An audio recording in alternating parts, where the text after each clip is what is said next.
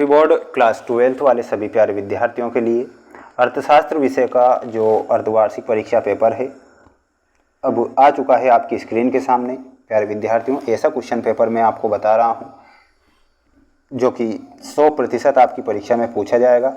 जैसा कि आप सभी बच्चे जानते हैं कि त्रैमासिक परीक्षा में हमने जो पेपर बताए वही पेपर परीक्षा में आए थे, और अब अर्धवार्षिक परीक्षा में जो पेपर मैं आपको बता रहा हूं वही पेपर आपकी परीक्षा में देखने को मिलेंगे। तो आइए शुरुआत करते हैं हमारे प्रश्नों से जो आपकी परीक्षा में पूछे जाएंगे।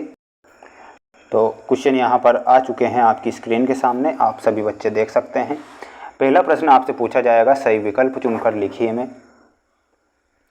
वस्तु की प्रत्येक अगली इकाई के प्रयोग से सीमांत उपयोगिता घटती है, बढ़ती है या फिर समान रहती है।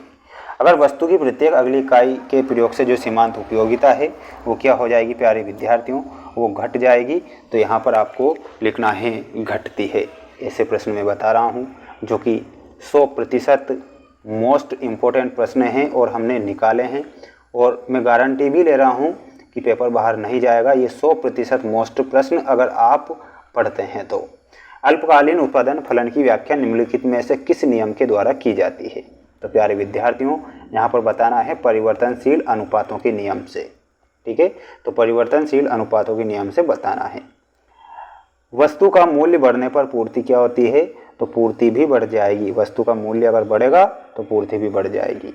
ठीक है, तो इन सभी प्रश्नों को आप अपनी कॉपी में नोट कर लीजिए, क्योंकि ऐसे प्रश्न पूरे यूट्यूब पर तो क्या आपके स्कूल में भी ये प्रश्न नहीं बताए, और आप सभी जानते हैं कि अर्धवार्षिक परीक्षा का पेपर बोर्ड से आएगा। समष्टि अर्थशास्त्र का मुख्य यंत्र क्या है, तो समष्टि अर्थशास्त्र का जो मुख्य यंत्र होता है प्यारे विद्यार्थियों आपको बताना है राष्ट्रीय आय विश्लेषण। विदेशी विनिमय की प्रक्रिया होती है तो वो होती है देशों के बीच में, तो यहाँ पर आपको बताना है देशों के बीच। और वे राजस्व प्राप्तियाँ जो कर के अतिरिक्त अन्य स्रोतों से प्राप्त होती है कहलाती है, तो उन्हें गैर कर प्राप्तियाँ कहेंगे। तो यहाँ पर आपको गैर कर प्राप्तियाँ बताना है। प्यारे विद्यार्थियों, चैनल पर नए हैं तो आप चैनल को जरूर सब्सक्राइब करें, क्योंकि हम वार्षिक परीक्षा तक आपका साथ देंगे और ऐसे प्रश्न बताएंगे जो परीक्षा में आते हैं। सीमांत उपभोग प्रवृत्ति में आपका ऑप्शन नंबर फर्स्ट करेक्ट होगा। अब हम रिक्त स्थान वाले क्वेश्चन बताएंगे।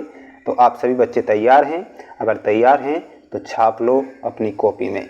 व्यष्टि एवं समष्टि अर्थशास्त्र एक दूसरे के क्या होते हैं, ये एक दूसरे के पूरक होते हैं, तो इसमें पूरक लिखना है। देखिएगा, किसी वस्तु की कीमत उस बिंदु पर निर्धारित होती है जहाँ वस्तु की मांग तथा वस्तु की पूर्ति दोनों कैसी हो, दोनों ही बराबर हो।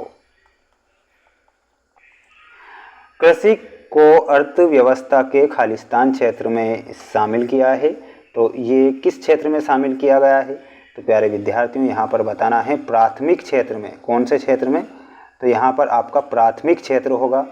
हमारे देश में पत्र मुद्रा निर्गमन का अधिकार किसके पास होता है, तो यहाँ पर आपको बताना है आरबीआई के पास। किन्स की आय एवं रोजगार सिद्धांत कालीन है, तो ये कैसी कालीन है, इसमें आपको लिखना है अल्पकालीन।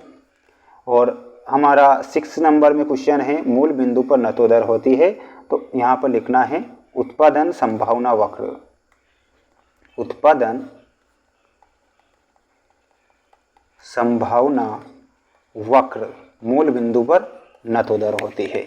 सभी बच्चे स्क्रीनशॉट लें और इन सभी प्रश्नों को आप सभी विद्यार्थी याद करें और अपनी तैयारी को इतना मजबूत करें जिससे कि आप पीछे मुड़कर किसी बच्चे से ये ना पूछे कि हमें इसका आंसर बता दो। अब सत्य सत्य पर मैं टिक लगवाऊंगा ओनली। आपको स्क्रीनशॉट लेना है और अपनी कॉपी में नोट कर लेना है जल्दी से। 3 हमारे असत्य हैं, 4 हमारे सत्य हैं।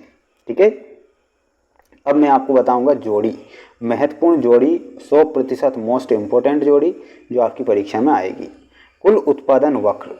कुल उत्पादन वक्र में आपका देखिएगा, कुल उत्पादन में आपका करेक्ट क्या हो जाएगा, वस्तुएं एवं सेवाओं की कुल मात्रा, तो इसमें आपको ऑप्शन नंबर डी से मिलाना है। साधन के प्रतिफल का नियम, इसमें आपका ऑप्शन नंबर एफ होगा। सीमांत उत्पादन, ऑप्शन नंबर बी अतिरिक्त उत्पादन। एक पक्षीय प्रकृति में आपको हस्तांतरण आय बताना है। उत्पादन द्वारा यंत्रों का उपयोग, ऑप्शन नंबर सी अंतिम वस्तुएं। बढ़ई द्वारा लकड़ी का उपयोग, ऑप्शन नंबर ई मध्यवर्ती वस्तुएं। तो सभी बच्चे इसका स्क्रीनशॉट ले लीजिए और अपनी तैयारी को मजबूत कर लीजिए, क्योंकि ऐसे प्रश्न आपको पूरे यूट्यूब पर कोई ने नहीं बताए होंगे। 100% मोस्ट प्रश्न मैं आपको बता चुका हूँ। 4 सेट पेपर के माध्यम से 100% जो ऑब्जेक्टिव क्वेश्चन हैं वो आपकी परीक्षा में आने वाले हैं, तो आप इन्हें अच्छे से याद करें और अपनी तैयारी को मजबूत करें। जय हिंद, वंदे मातरम।